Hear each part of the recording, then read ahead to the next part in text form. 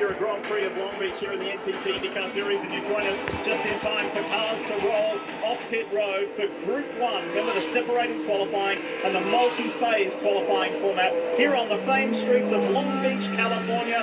Hi folks, Lee Diffie along with Townsend Bell, James Hinchcliffe, the recently inducted into the Walk of Fame, by the way, James Hinchcliffe, Marty Snyder, Kevin Lee and Dave Burns, working pit road on a really exciting day. Huge festival of motorsport here today, folks. Real celebration of racing and the sport that we love with the IMSA WeatherTech Sports Car Championship here as well on a 63-degree day, but out in the sun it actually feels a little bit warmer than that. We'll see how those temperatures change as this qualifying session grows older. But Hinch, I know how much this race gets you revved up, and here we go. We're going to set the field. Yeah, this is the most exciting part of the weekend, I think. You know, coming here for qualifying, you're the iconic Long Beach racetrack. It's a race that everybody wants to win. We talk about it all the time after Indy. This is the one that's at the top of the driver's bucket list, and qualifying is so important. You see the rules there on the left-hand side of your screen, and it is a track position race. I think only 7 drivers have won this race from further back than 5th on the grid. So that really shows you how important it is to get it done here in qualifying. But Diff, it is all about a clean lap. Traffic is a huge issue here, and with 27 cars, I know you split the groups in 2 for first qualifying, but still, it is going to be tough to find that clean lap. Do you know how we always talk about the split groups and, oh, this group is stacked or it's harder? And we talk about that because of the history of qualifying. We're on board with the NTT data on board of Felix Rosenquist in the Onsemi Chevrolet. Hinch, I can't remember a group splits being more even. 106 poles won by Group 1, 105 poles won by Group 2. So it's very level playing as we head into this qualifying session. And that's historically speaking, right? But at the same time, you look at how those groups line up, what we've seen so far in practice, I'd say it's one of the most even groups for the day as well. And the times we've seen incredibly close. Practice 2 this morning, 17 cars within 1 second. Awesome. And this man here who we ride with, Felix Rosenquist, should be feeling racy. He's a pole winner this year, last time out at Texas Motor Speedway. But big picture-wise, for his team, Arrow McLaren, they have been strong here so far in the opening 2 practice sessions. His teammate, Pato Award, has been the fast man in both practice sessions thus far. For Felix himself, the Swedish driver has been in the top 10. Alexander Rossi has been fast. So look for these familiar papaya orange cars. They're going to have special liveries for the Indy 500, by the way. We can talk about that later and during tomorrow's race. But these cars should feature in this qualifying session.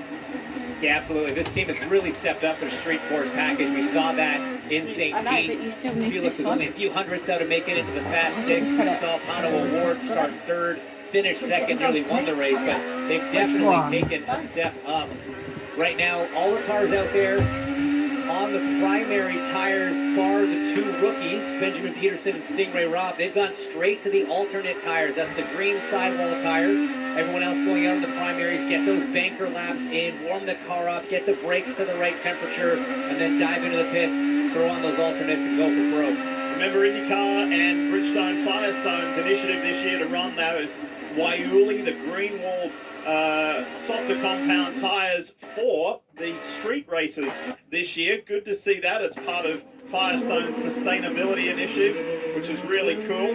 Felix has had just 1 top 10 finish here. Rosenquist hasn't been the best place. This guy here is a multiple-time winner. That is the king of qualifying, Will Power. Not the best showing last time out at Texas Motor Speedway, but he feels in his natural habitat here on road and street courses. So let's see what he can do today in the Verizon Chevrolet for Team Penske. Great to see Christian Lundgaard with some early pace. I know it's still just the banker laps, but that whole Rahal Letterman Lanigan organization has been a little bit racier than we've seen out of the first 2 weekends of the year. Big hopes on qualifying right now is right on board with Power through the fountain. I just love how iconic this track is, Lee. By the way, we're not ignoring Townsend Bell, our dear friend and teammate. He will be here shortly. He had a prior commitment, but T-Bell will join us momentarily. Look at this. Here is this custom number 30 Rahal Letterman Lanigan Honda of Jack Harvey, and he's been showing speed. Hinch, and right on cue, jumps up into the top 5. As his teammate then also goes on the top 5. Big crash, David Malukas. That looks like it might be the exit of turn 4 or turn 5. I think it might be turn 4. We saw issues in turn 5 this morning with the curves, and it is, Lee. That's going into 4. Yeah, he might have with the left rear damage, This is from earlier. the right rear's damaged. Everything's damaged.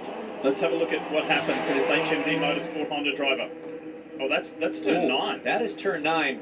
Big. Oh, so is it turn 10 that he stopped? No, that is turn 4. So he carried on. He thought the car was okay. I'm surprised he thought the car was okay. That was a big hit. So here we go. Yeah. Just turns in, and immediately on initial input, that car just snaps around and backs hard into the concrete wall. He missed the tires. Straight back into the concrete. That is a huge hit and a huge blow. David Malukas had been having a fairly solid weekend. He was 12th in practice this morning. Little Dave, as he is now affectionately known, that's devastating. That was a hard hit. We spoke about it a little bit earlier, and we spoke about Will Power being in his natural habitat. Well, here is Malibu Barbie. Townsend Bell is back with us, and Townsend, you walked in right to see that very hard hit for David Malukas. I didn't see the hit in turn 9 that might have led to that, but devastating blow for little Dave on what should have been just kind of a safe banker lap, right? Just trying to get a read.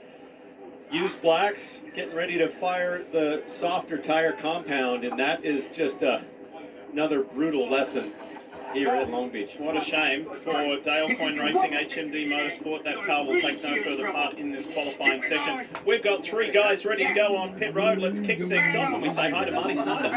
Hey, Diff, you mentioned it a moment ago. Pat Ward undefeated so far in practice sessions here at Long Beach in 2023. He has been the fastest car in both of those sessions. I talked to him a moment ago. I said, what's going to be the difference in qualifying today? And he said, one word, temperature. That's going to be the huge difference. It is 30 degrees warmer than the practice session earlier this morning, and he told me what that's going to mean is the alternate tires are going to come in super quick. They came in about lap 2 in the session this morning. He thinks they will come in lap 1. You'll have one shot at it in this qualifying session today, and everyone in Group 1 went out on those primary tires. Now they're all on alternates to go forward. Dave Burns? Marty, I was focused on David Malukas before that crash happened. He's never been on pole, so he was looking to qualify the best that he could so far in his career. He was in the top 12 in practice, which meant that car had speed. And I thought I heard him say, I didn't think the damage was that bad, which may have meant after the initial contact, before the contact that put him out. Just talk to the team.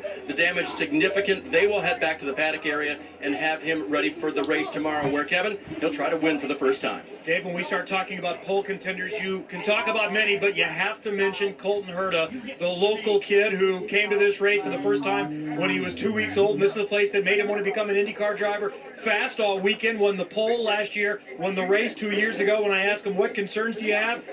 Not so much. None with the race car. It's good. We expect to be good. We're always good here. He did say a concern is where we're at on pit lane. About 2/3 of the way back. Makes it a little bit difficult to find an open spot, and that is crucial on this short track with 27 cars. When we're all sports lovers, right? It could be hockey, or it could be football, it could be golf, it could be anything. You hear stories about, well, it means so much for me to win here because I first came here as a kid.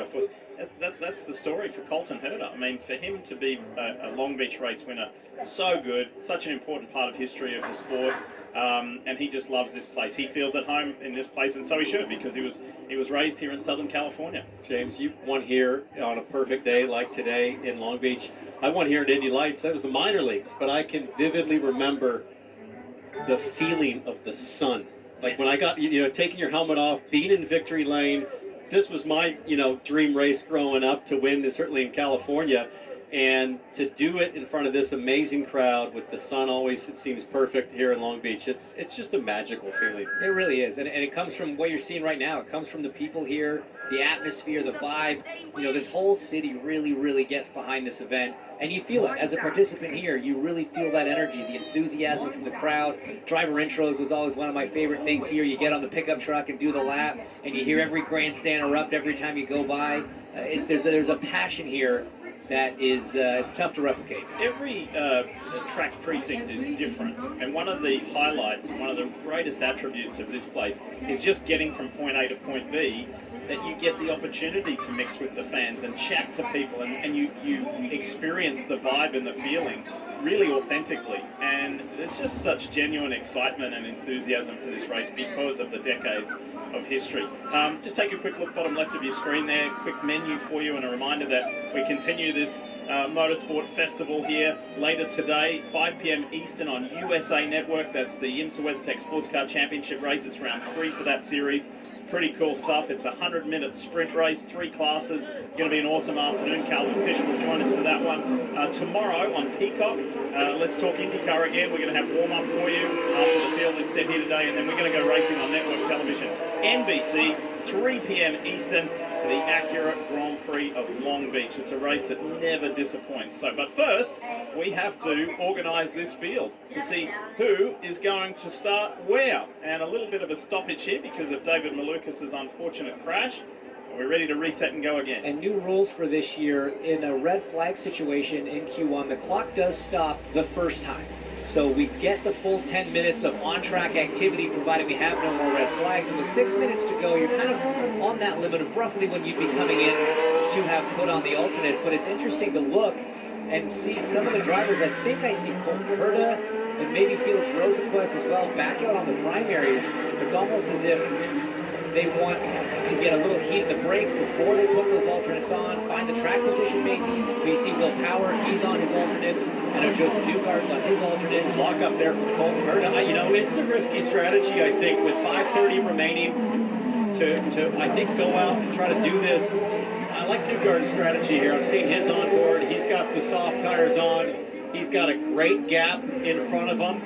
And he's going to get the timing line here and just fire off, because the number of wall bangers we've seen already in 2 practice sessions, the number of crashes we've seen, I think this is the call right here for the Hitachi group. Go for the insurance. Go for the insurance side of it. The low stress, the low risk. Just 5 minutes remains in Group 1, Q1. Here at the Acura Grand Prix of Long Beach. You ride aboard the Hitachi Chevrolet with Joseph Newgarden, defending race winner. And Diff, their decision to go to those alternate tires also based on the fact that only car in front of them that took off to go on the track was Felix Rosenquist and 2 Hinch's Point. They stayed on the primaries to build up a little brake temperature.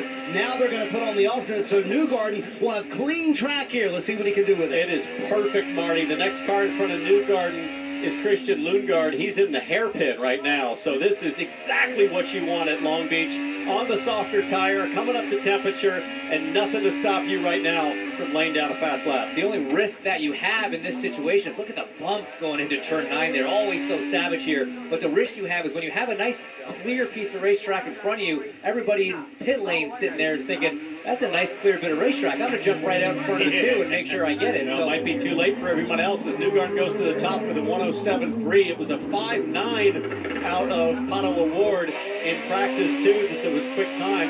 Track record of 105.3 from Colton Herta last year. So you have to see if anybody flirts with that record.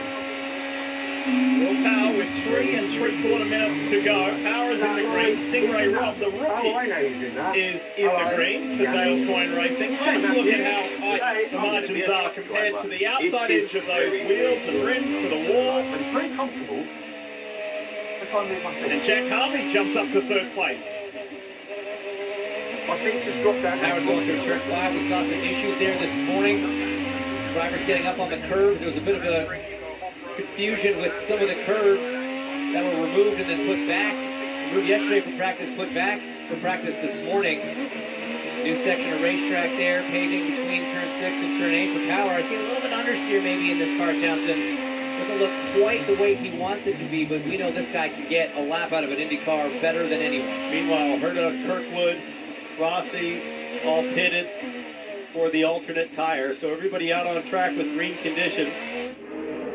Stingray Rob, one of the rookies here. Will Power, by the way, was elevated to 2nd. Stingray Rob was on his best lap.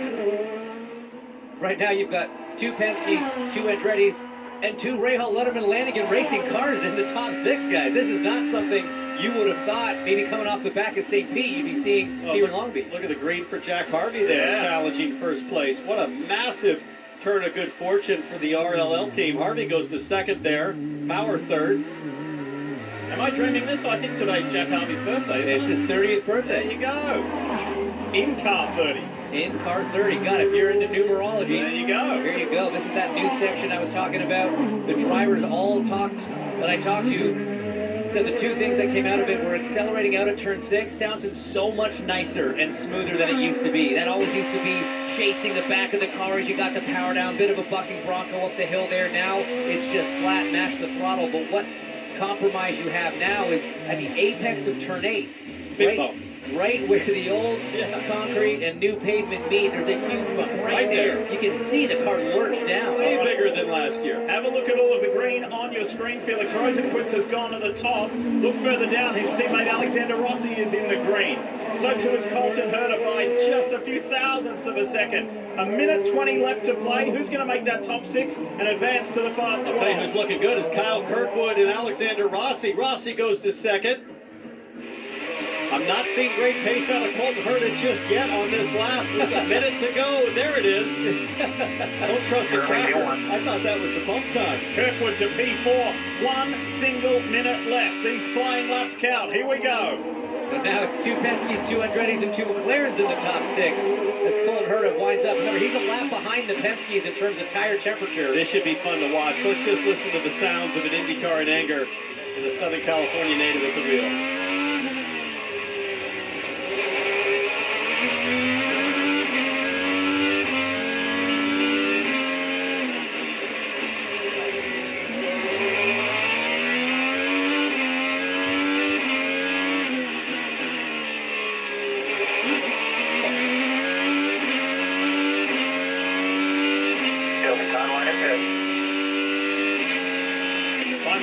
Because time is almost up. 15 seconds left. Check out number 27. Yep. Tracking really well. Just in front of Colton Herta. Kirkwood might go to the top. Will Power is on the outside of that 6 to advance to the Firestone Fast 6. Kyle Kirkwood to the top. Time is up. Joseph Newgarden not running a particularly quick lap, but he is on the bubble P6 right now. We didn't mention Marcus Ericsson's jumped to the top right before Kyle Kirkwood. I don't have any for it. Go on. Well, he doesn't need any more. I think he's good right now. Are we good? Are we good now? Are we good? Oh, thank God. There we go. Relief for Joseph Newgarden. Relief, but it's at the expense of his teammate at Team Penske, Will Power. Highly unusual for the king of qualifying. And there you hear from Newgarden, that's just lucky. And you look at the gap, it's 0.7 of a second for both Penske's off Kyle Kirkwood, the Andretti Honda. So, yeah, I mean, it was 6 and 8/10 off the pace in practice for Joseph Newgarden and Will Power, respectively. So they've sort of lined up where they were in practice. They just weren't able to find that extra pace. We've talked a lot about the excellence of Team Penske over a long run. Are we just seeing the sacrifice that you have to make in qualifying pace? It comes right in the race, but if you start mid-pack, 12th, 14th, it makes for a really long day just to get into clean air and get into the top 5 to put the durability to good work.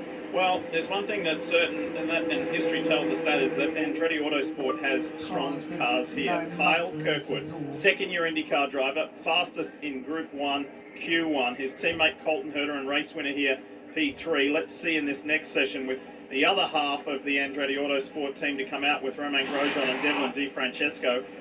This is Joseph Newgarden. Watch how close this is. Gets out of turn 5 again. Just a little bit of tire. You can see how many tire scuffs there are on the wall there. Wow. Yeah, he was lucky to get away with that one. That was a big oversteer. I think it started with massive understeer across the middle. You can see him really fighting the front end. Didn't quite get to the curve the way he wanted to. Led to that snap as the camber really falls away on the exit there.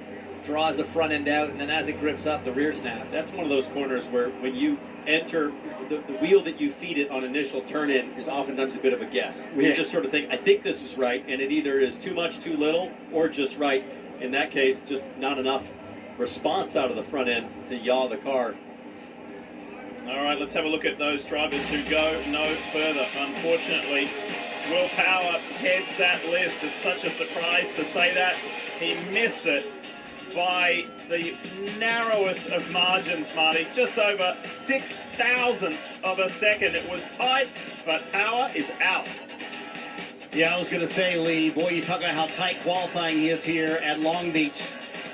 A little over 6/1000ths of a second. That's crazy how tight this field is, Will. But was there maybe a little miscommunication on whether or not to take an extra lap for you?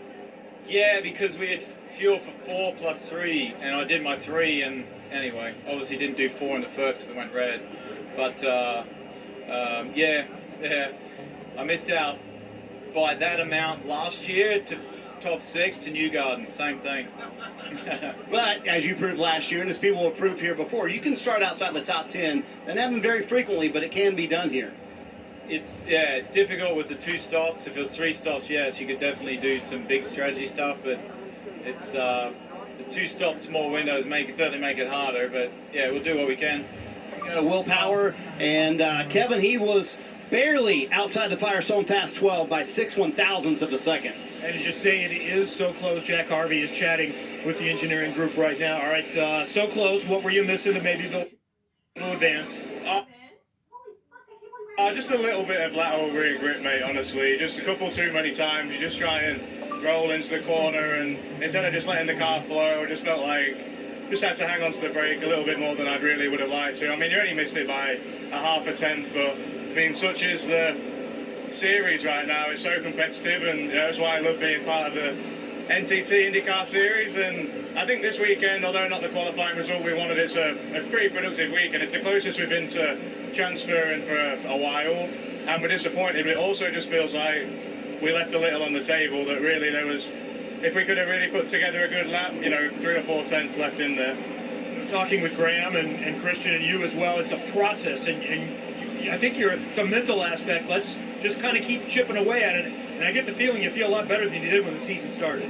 Yeah, I mean, I went into St. Pete obviously feeling quite good. And I think after a weekend like Texas, that's where we have to all be mentally disciplined not to let the wheels fall off. I mean, this is a great team of people. I think there's a lot of talent here. I think we've shown that we can be competitive. Obviously, we want to do it on a more consistent, regular basis, but what happened in Texas is completely different than what we're chasing in Long Beach. And at the end of the day, we've got to leave our problems where our problems are, stay happy and positive where we know we're good. And I think our street circuit package is pretty good. I think we just missed it a tiny bit in qualifying. Like I said, just needed a little bit more rear grip, but in previous weekends, we've qualified where we are, and that's the best we can do. This weekend, it felt like we could have had a lot more. Have a happy birthday today, and maybe you celebrate it tomorrow. Yeah, celebrate. Yeah. To Dave. Outside the IndyCar medical unit with David Malukas. Are you okay? And walk us through what happened.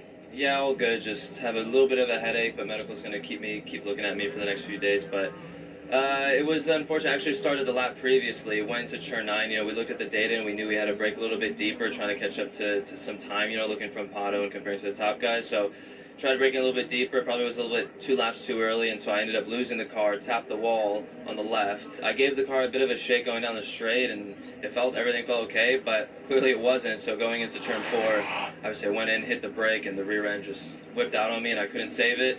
And at that point, I was kind of just letting go and taking the impact. But yeah, I feel really bad. I feel sorry for the team. Obviously, my mistake on my end. I had a chance to pit, and we maybe could have fixed something and kept going. So yeah, it's 2 mistakes on my side. You mentioned them keeping an eye on you. Just to be clear, are you cleared to race? Yeah, I think so. They still want to check me in the morning just to do a couple more tests, but I think I will be. Great. Thanks, David. Sorry for your luck today. He stopped the session early, Lee, but hopefully they'll repair that car and get him ready for tomorrow. Thanks, Dave. Yeah, sorry to hear that from David Malukas. To the counterpoint to that, just going back to the Jack Harvey interview with Kevin, I want to say welcome back, Jack Harvey. Although he didn't advance, I haven't heard that much energy and enthusiasm and kind of upbeat nature in Jack. That's kind of the old Jack Harvey. So welcome back. Sounds good. When you're struggling with the car balance, your confidence already is down, and then you get the result, whether it's in qualifying or the race, and then your confidence takes another hit. It's so amazing how quickly it can go south and how quickly it can come back. You get in the car here in the first session, if you're Jack Harvey or Graham Rahal, all of a sudden, okay, I didn't forget how to do this. Right? It feels good. The car is predictable. I like the way it's riding. The brakes are working the way I expect them, and then the confidence builds upon moment, and you're back in the good graces of the results. And like you said, the competitiveness of the series is such that, yeah, fine, they did make it a little bit further down the order than you wanted, but still only half of a tenth away from transferring. And so you talk about being a little more excited than we've seen him. He's had nothing to be excited about the first couple rounds in terms of pace of the team, but now they do, and it's great to see the energy's back up there. Scott Dixon, you saw for the first moment. Now we go on board with the fast man of this weekend here in Long Beach. He also happens to be the championship leader. It's Pato O'Ward and his huge contingent of fans and supporters pushing this Arrow McLaren Chevrolet along. What can he do? Can he keep this run going of being the fastest in every session this weekend at Long Beach? He looks good. Watching Felix in the first group, I saw a lot of oversteer moments from that car, and we're seeing a lot out of Pato O'Ward right now. It just seems like these McLarens are set up very much on the free side. Know that's something that Alexander Rossi doesn't mind, something Pato O'Ward doesn't mind, and clearly something that Felix Rosenquist has learned to deal with as well. And they don't look like the most fun cars to drive, Lee, but the pace is there, and that's all that matters. Not great for them. Good for us, especially across that new concrete strip there at turn 6 when he went sideways. One of many times we've seen him all crossed up. As Townsend says, he likes to see the white gloves on drivers because you can really see the hands moving. Should be part of the rule book. Oh, look at that. Every single corner he's crossed up coming off, but at the same time he's still on those primaries. Not as much grip. You're going to gain overall grip, but certainly rear grip as well as this man right here, Marcus Armstrong, the rookie for Chip Ganassi Racing in that number 11, goes to the top. He is on the alternate tires. Autosport, Devlin DiFrancesco with a 107.0. That's a great job from Devlin. Yeah, look at that. Devlin, Armstrong, Callum Ilott, Castro Neves, and Santino Ferrucci, 5 of the top 6, all currently on those alternate tires. You get an extra set this year going into qualifying than what you've had in the past. You had this in St. Pete, trying it again here in Long Beach, so some of these drivers might be a little more comfortable going alternates in Q1 rather than primaries alternates, and we're seeing the results right now. A couple of things to look for. Will Graham Rahal be able to be the only RLL car to advance? How is Scott McLaughlin's pace in comparison to his teammates? Remember, only one of the two Penske's went through from Group 1 Q1. We'll see. 6.5 minutes remain. Armstrong looking really clean and tidy on this lap. It doesn't look like it'll be quicker. Currently P2, P10, so get P1. There you hear the info on the radio, but for Armstrong over in turn 5, we've shown plenty of highlights of things going a little sideways or a lot sideways over there, but notice this with Marcus Armstrong. This is a guy who's super confident. That is what a perfect balance looks like at the exit there. Just guiding it with the rudder, just steering it on the throttle. No big moments, no big drama. Looks like Santino Ferrucci had a little too much of a moment there. Augustine Canapino for Juncos Hollinger Racing. Is it a slap or is it an escape? It's a slap. Yeah, that's it. Both good hits there. It was turn 4 for Ferrucci, turn 5 for Canapino, as we see Connor Daly on the screen now diving into the pits. When does a tickle become a slap? I would like to see the metric on that one. When you're late for a qualifying session again. What's the threshold? There's good reason for that. I know, we're not allowed to talk about it. You just wait. I told the audience that you had a legit reason. We can talk about it tomorrow, I guess. All right. How about McLaughlin has been studying some Will Power video through the years on that brake zone to turn 6, the diagonal approach. You know, on the track walk the other day, we spoke to Will Power about that, and he said, yeah, I identified that there's that little gap there, and I just thought a few years ago I'd try it, and it works. He said, it just gives me, and I can only speak for me, he said, it gives me a better entry angle. And he said, I just kind of like it. I think Alexander Rossi's used that line to good effect, too, in his 2 victories here in 2018 and 2019. Scott McLaughlin battling a little bit, currently just on the bubble, just inside the cutoff, P6. But a few of those cars in front, as we said, are on the alternates already. Let's take you back and show you something with the 77 of Callum Ilott, the British driver for Juncos Hollinger Racing. What happened with his Chevy? Over the front of this thing was in the tires in practice as the air jack goes down, left front, little brake fire. Not uncommon when you pit and straight from full send mode and don't give the brakes a chance to cool off. So you'll see the fans come over in a hurry. Yeah, not enough of a hurry. It was full on flames there. Compressed air. That's suboptimal. That's going to get that brake temp a little hotter than you want it. But again, remember, this driver did not really get to participate in second practice this morning after an unfortunate incident. I don't want to say not of his doing. Ultimately, he's driving the car, the wheels in his hands, but a change to the track that was unanticipated led to him finding the tire wall in turn 5, missed the rest of the session, didn't get a chance to try the alternates in practice. Let's take a look back at what we saw this morning in P2. Yeah, the car went up. It was only on one wheel. The left rear was the only one on the ground. 3 wheels in the air. Big contact for Callum Ilott. Sent the English driver back to the Juncos Hollinger pit. They've had to work a little harder than what they were today, but this could be a great turnaround story. In fairness to Callum, there was a brand new curb that didn't exist yesterday, that existed last year, but it was placed last night and was a big surprise to all the IndyCar drivers in practice too this morning. Callum Ilott, unfortunately, the first to make that discovery as he almost loses it in turn 1 Hey after guys, flipping the apex. Yes. let me ask you drivers this. They just told him on the radio, we need 7 to 8 tenths to advance. He knows he's got the new alternate tires on there, but is that a big ask, and what does that do to your psyche? Yeah, I mean, that's not a number you really put in your head, I don't think, considering he was on the alternates already, I believe. Remember, did he start on, he must have, right, start on the alternates? Because he had an extra set. So to ask for that amount of time, if you start trying to find that amount of time as a driver, usually mistakes happen. You kind of just have to feel out the grip and let the result be what it is, in a sense. It's nice to know the cutoff time. He had to back out there to get a gap, and he was on a lap that was about to just kick him past McLaughlin there for P6. 2 minutes left, so he's going to play the averages here and decide to find clean air.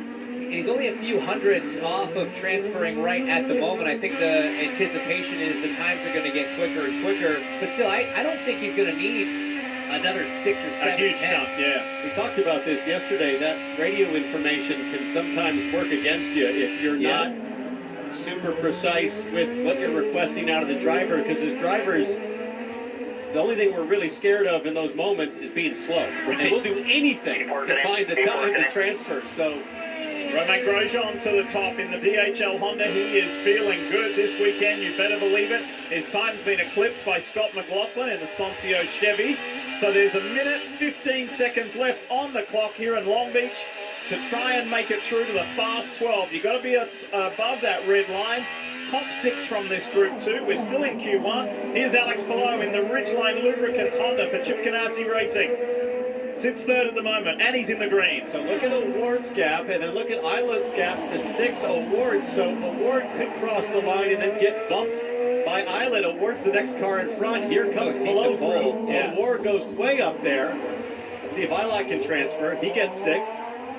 Less than a minute to play. Lots of green on our screen. Who's going to do it? Who's going to miss out? This is Romain Grosjean. Locked the rears there, missed the apex in the hairpin. I mean, guys, Devlin DiFrancesco's time from earlier, as I say it just fell down one more spot, but it's still hanging on to a transfer position at the moment. But look at the Christmas tree of green behind him. There he goes out as Marcus Armstrong goes up into 3rd place. These Ganassi cars seem very hooked up at the moment. Hitch, that's back-to-back alternate set of sticker tires for Armstrong. Do you agree with that move to go with back-to-back sticker sets? Yeah, I do. I think for where he was in practice, we know that the Ganassi cars are strong. You do have that extra set. We talked about it earlier in the show, so I think that's the right move. And right now, the way it's trending, it seems like it's absolutely the right move. It's going to get him through safely to Q2. Guys, have a look further down the order. Scott Dixon, he's in the green. That's to 6th, and now he goes to 2nd. Great move. Elio Castro Neves jumped up, but not quite enough. He and his teammate from Meyer Shank are outside looking in. They're in 7th and 8th, Simon Pagenaud and Elio Castro Neves. So no transfer there. No transfer for Devlin DiFrancesco, despite showing earlier speed. Callum Ilott couldn't do it. Graham Rahal, Augustine Canapino, and Connor Daly. They all do not go any further in this qualifying session. This man here does, Marcus Armstrong. Just his 2nd IndyCar race. His first were on the streets of St. Petersburg, Florida to start the season. So he'll be thrilled with that. Connor Daly, 2nd last car across the line. Only Graham Rahal left on track, but you can see by the timer he is backed off. So Armstrong has already eclipsed his performance at St. Pete. He qualified 13th there. So makes it through to his first fast 12. Nice effort.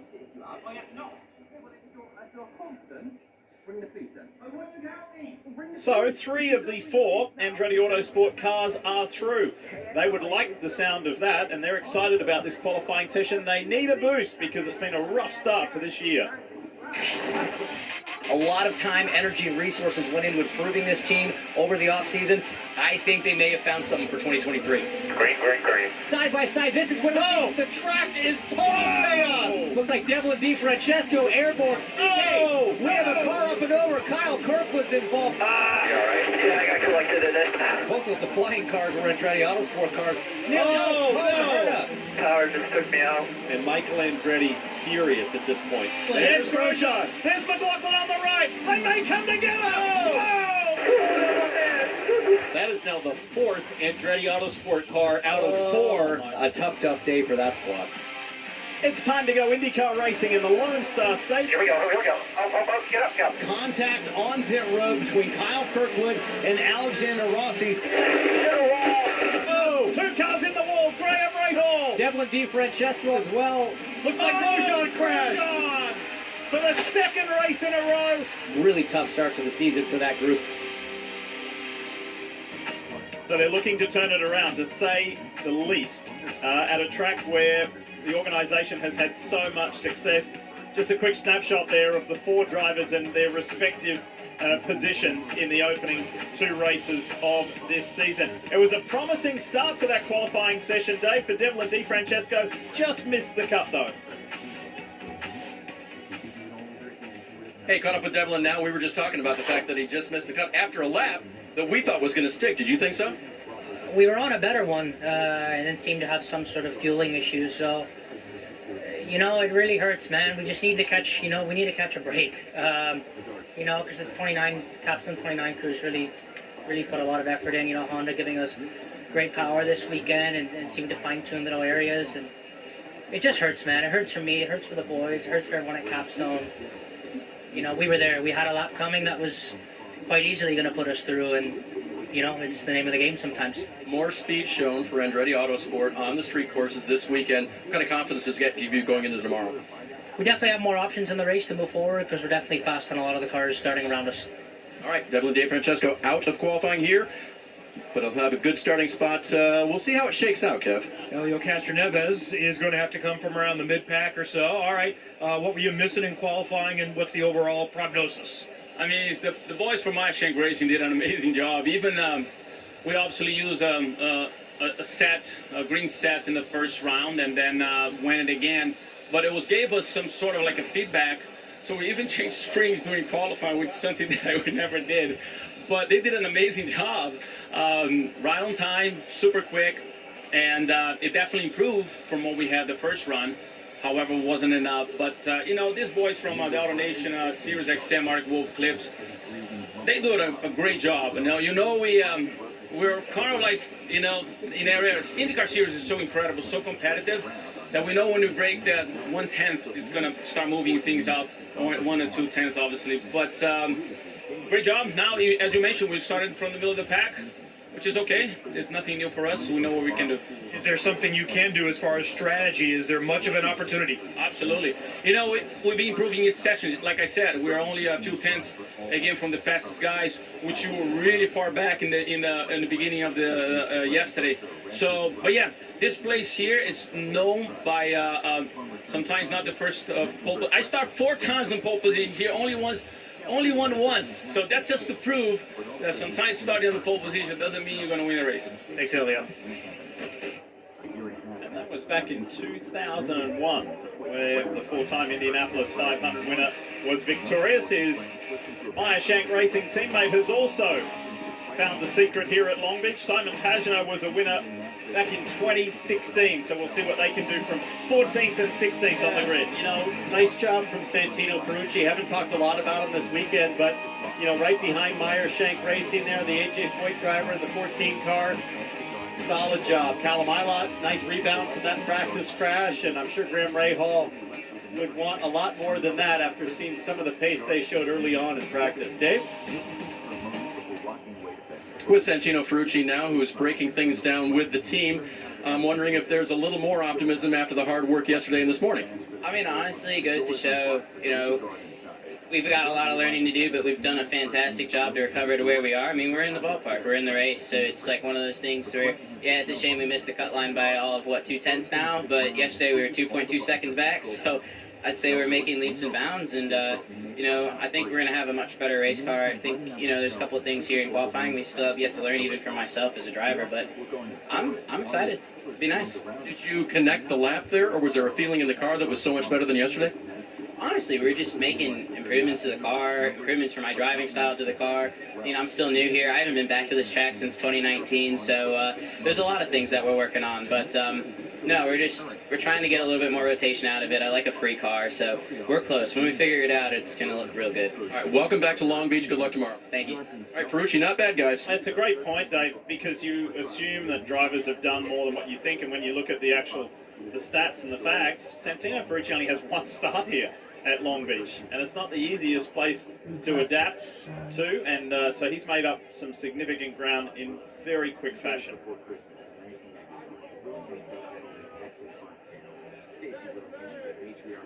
Try that helmet at home. That'd be a bit breezy. So we're in this little pause here while everybody resets, and those 12 competitors who have made it through to the next phase to Q2, they gear up ready to get going again. And let's give you a reminder of where the points stand after the opening 2 of 17 rounds this year. Pato O'Ward with back-to-back second-place finishes, so close on 2 occasions, leads by 7 over the reigning Indianapolis 500 winner, Scott Dixon, Joseph Newgarden, Alex Palou. So there's no great surprises there. David Malukas, such a shame that he crashed in that session where he's sitting 6th in points, and Callum Ilott too, not going any further in this qualifying session. But those two really well placed in the top 10, Kevin Lee. Good start to the season for both of those drivers and teams. And let's talk more about Marcus Ericsson. You guys were talking about how much confidence, how quickly it can go, how quickly it can come back. Townsend and I were chatting with Marcus Ericsson yesterday morning, and I remember this discussion with him before he won an IndyCar race for the first time in Detroit. He'd been telling me my confidence is growing, and then wins that race, everything changes. Moved up another level once he won the Indy 500. It's been a couple of seasons competing for a championship, and this is a high-level race car driver, 5 years in Formula One, but he got beat up in Formula One, and not the best equipment, running near the back, so he needed some success again to remind him how good he was to get to Formula One. And Townsend, we're seeing that at this point, Marcus Ericsson is a very different driver, mentally and everything else involved with it, than he was, say, 3 or 4 years ago. Yeah, I can remember midpoint of last season, and James, you were beating the Marcus Ericsson championship drum, and I was skeptical. I'm like, I just don't see the edge. I just don't see the aggression. It seemed like he was playing defense. He told us yesterday that he got a mental coach in the offseason. Well, this is a guy that had won an Indy 500 and already won IndyCar races. He doubled down, kept digging to find a way. How can I be better? I am a believer now. Talking to him yesterday, I see the swagger, I see the intensity, I see the confidence. It doesn't seem like he has any doubt in his mind that he belongs at the front and that he is going to be a contender down the stretch. There's really 2 things that impress me right now about Marcus Ericsson. One is he said in St. Pete over the offseason the big focus for him as a driver was working on qualifying. Started 4th in St. Pete, comfortably, fast here into Q2 at Long Beach. I think he's applying those lessons, whatever he's learned, it's been going well. The other thing is you look at the races that he's won, and what's so impressive about those races is he hangs back until that last phase of the race. Go all the way back to his first win in 2020 in Detroit. It was the final stint where he got in front, dominated that last bit of the race. You look at Nashville after the issues he had, kept his composure at the end of that race. Indy 500, running 3rd, 4th, 5th, 6th all day. Last end of the race really got it. Same thing in St. Pete, got himself up in a podium position and then capitalized on others' mistakes to win the race. He is closing these races. I'm going to steal a Kevin Harvick line here, or NASCAR line. The closer is Kevin Harvick. He's our Kevin Harvick. Well, and Townsend, when we were talking to him yesterday, even though he'd won a race before he won the Indianapolis 500, it's obvious that it was the 500 that sealed that mentality deal because his words, not ours, be there when it counts. And because I said, how did you go from making that crucial pit lane error in your first Indy 500 to other? And he said, because I kept making errors in different places it took me several years to piece it all together. It's the psychological, the paramount side of having your psychological game stitched together. You guys remember the speech that engineer Brad Goldberg had to give Marcus Ericsson during the red flag? Yeah. I think the difference is he doesn't need that speech anymore. I think he would say, Brad, I got it. I know what I'm doing. Leave me alone. I know what I'm doing. Let me focus. I think he needed it last May. I don't think Marcus Ericsson needs that anymore. He's that strong mentally. Here's an IndyCar anomaly for you. Which track has Scott Dixon never had a pole position at in his illustrious IndyCar career? Could it be Long Beach? It certainly is. One of those oddities, isn't it, where this guy who is synonymous with success, but in fairness, it took him a long time to crack the winning secret here on these famed streets of Long Beach. And that was a point of frustration for him. Again, we talk about it a lot. This is one of the crown jewel races of IndyCar. You have a driver with the success that Scott Dixon's had. He hadn't won at Long Beach until, I want to say it was maybe 2015. He finally won it. So it hasn't been back to victory lane since. So not this statistically his best track, but always a threat, Marty. And Hitch, it's rare to say Scott Dixon feels like he needs to make amends for something, but he said earlier this week, listen, at St. Pete, I felt like we had a car that easily should have been in the Fast Six. I didn't push hard enough in this session in round two. That was my fault. It was totally on me, not on the team, and I need to make up for that. So today, not only wants to get his first ever Long Beach pole, but he just wants to get into the Firestone Fast Six and say, hey, that was my bad at St. Pete. Here's how good of a car we actually have on the street courses this year. He was 9th at St. Pete at the end of qualifying, but that stretch there from I think it was 4th to 9th was only a 1/10 of a second. Yeah. So he says I wasn't pushing all the way. He only needed a couple hundredths to transfer. So for sure the pace is there in these Ganassi cars right now. Just got a message that Colton Herta is going to be penalised in this session, which is going to hurt big time. What's it for? We're going to find out. Is it being on the right-hand side? No. So he runs long at turn one. Does he impede another driver? Maybe that's it? Yes, it is. Yellow. You lose your fastest lap. You lose your fastest lap up to that point in the session. So, right now, we're obviously pretty early into this. He's probably out there on used alternates. Good here. So he'll get his time taken away. That's why you see him at a 1:33. And he's in the pit lane, Kev. And I think he's just doing a drive-through because he doesn't have a time lap. That's the other option you have, is to do a drive-through there. The other problem is that Colton Herta's right front appears to be way out of round. That flat spot, even at low pit lane speed, seems to have produced a massive wobble, which has got to be a really, really frustrating vibration at high speed. It was a good Q1 hinge for this man here in the Auto Nation Andretti Autosport Honda, and he goes right to the top. That's Kyle Kirkwood, 7 minutes left. Only problem is he's got his teammate Roman Grosjean just in front, so hopefully Grosjean is just as quick. But if Kirkwood's just a tick quicker, it's not going to matter because he's going to start picking up dirty air right here off the 28. They're going to come in for a fresh set of alternates here. You see primaries actually on the 28. You see Kirkwood on the alternate, so he's going to be faster, but he will be coming in for a fresh set here. I spoke to Michael Andretti after practice 2 this morning. He said, hey, I think Kirkwood's our best shot. He was on a lap to be P1 on the alternates in practice this morning. Made a little mistake. It was on the driver. Kirkwood admitted it. He says, if he puts it all together, I think Kyle's the guy on this team that can get it done, even over Romain Grosjean, your pole sitter at St. Pete, even over Colton Herta, a pole sitter and race winner here at Long Beach. This needs to be too, you mentioned yesterday about Romain Grosjean needing, you can't have three, you can't dig yourself out of the hole of 3 bad results in a year, even though he's been driving better than ever in these opening 2 races. The results haven't been there. And similar for Kyle Kirkwood, wrong place, wrong time in the opening 2 races. He needs a good weekend here in Long Beach as he dives for the pits. We jump on board the Hitachi Chevy with Joseph Newgarden.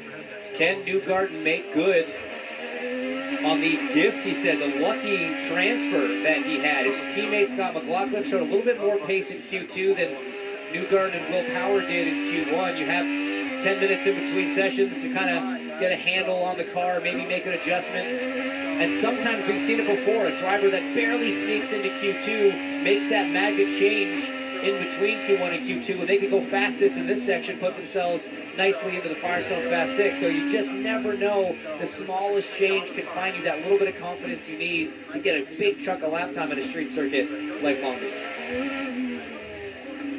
You got there yet. 5 minutes left in Q2 to determine who will participate in the Firestone Fast 6.